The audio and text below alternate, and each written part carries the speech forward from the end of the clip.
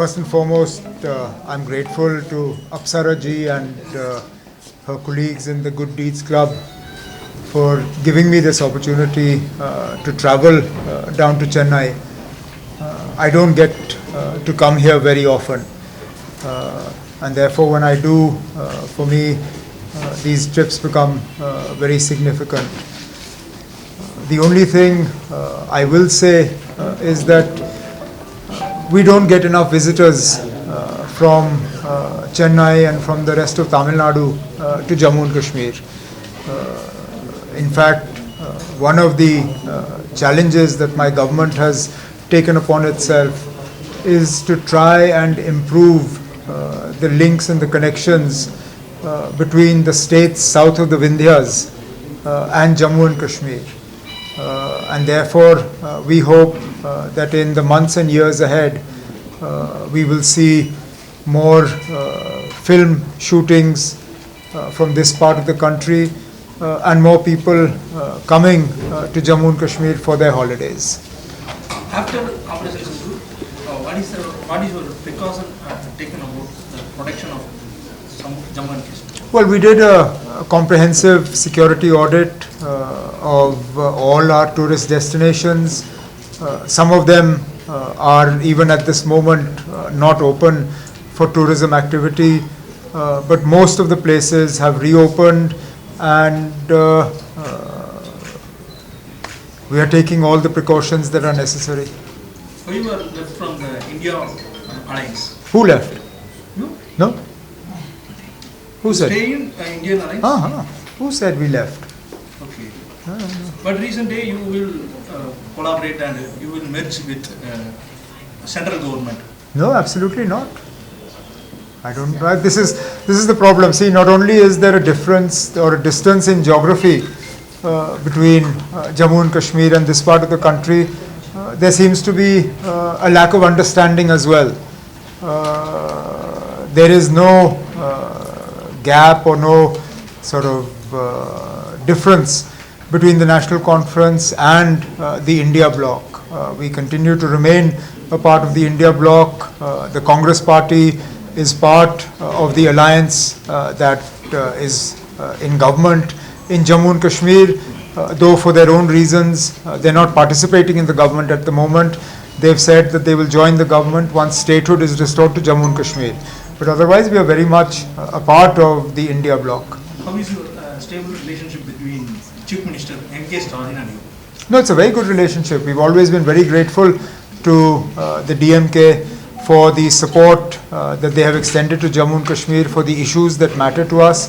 In fact, I was looking forward to meeting the Honorable Chief Minister on my visit to Chennai this time, but I understand he's not going to be in town. So that meeting this time wasn't possible. Hopefully, at a future visit of mine, we'll be able to catch up. Could you comment about PM Modi going to Manipur today after 2023 violence happened? Why do you see this? Well, I think it's a good thing. There's been a lot of commentary about the fact that Prime Minister Modi has avoided traveling to that part of the country, and particularly after the violence that broke out in 2023. So as we say in Hindi, Der aaye durust aaye, better late than never. It's a good thing he's visiting. We hope that peace and calm is restored, and the differences between the two tribal communities, those are reduced to the point where people are able to live lives normally. Okay? So also, what do you think about the India versus Pakistan match? Because BCCI has agreed, however, political parties are now saying it's not right for India to play against Pakistan following, especially the Pahalgam attack. Well, I think our problem has always been with bilateral cricket matches. I don't think we've ever had a problem with multilateral, part of large tournaments.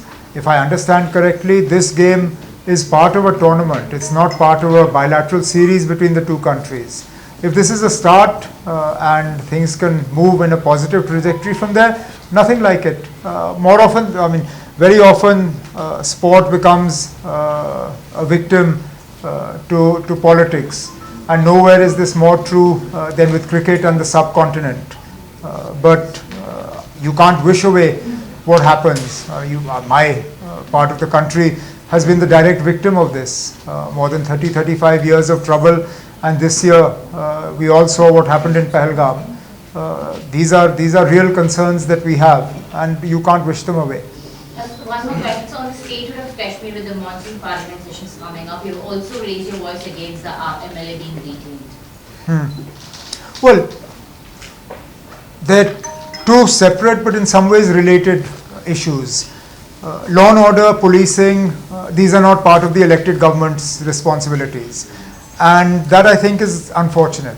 Jammu and Kashmir has been promised full statehood by the Prime Minister, by the Home Minister, by representatives of the Government of India when this matter was being argued in front of the Supreme Court. So there is no reason why this promise shouldn't be kept. Again, this is something that should have already happened. I fail to understand why it hasn't been done, but we continue to push. We believe that this promise must be kept and the elected government must be empowered the way the people want it to be. Linked to this is obviously the decision to arrest an honorable MLA. Whatever complaints might have been there about the conduct of the MLA, the law that you have used to detain him is absolutely, as I said, a misuse of that law and an excessive use of force against an elected representative. He should never have been arrested under this law, and the sooner he is released, by all means, if you have a complaint about his conduct, take it up with the Speaker of the Assembly. There are other ways to do it. But detaining him under the draconian Public Safety Act, where he is not eligible for bail for at least 6 months, is definitely an excessive use of force. Sir, NC parliamentary and other side has criticized, accused the party leadership of compromising the dignity in calling to fight for Jammu and Kashmir statehood and constitutional right. What is your response? No, I have nothing to say on this. We have not compromised on anything. From the day this government of mine was elected, we have stood steadfast in our belief that statehood must be restored, and we were the ones who passed a resolution in the assembly asking for the special status of Jammu and Kashmir to be restored. We are the last people who will compromise on a mandate that has been given to us by the people. So your take on OTEP, especially with the special intensive report being implemented. Sorry, what? Your take on OTEP, Pochuri, which India aligns against, especially with the Election Commission of India saying that by October, the upcoming 5 state elections, they'll be implementing SIR in these. Well, obviously there are concerns with regard to this special dispensation that was created for Bihar, and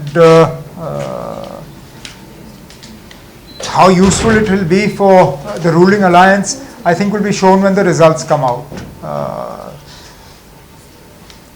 I don't have any direct connection with Bihar, but obviously one hears about the mood of the people, and it's left people in Bihar very dissatisfied with the conduct of the Election Commission.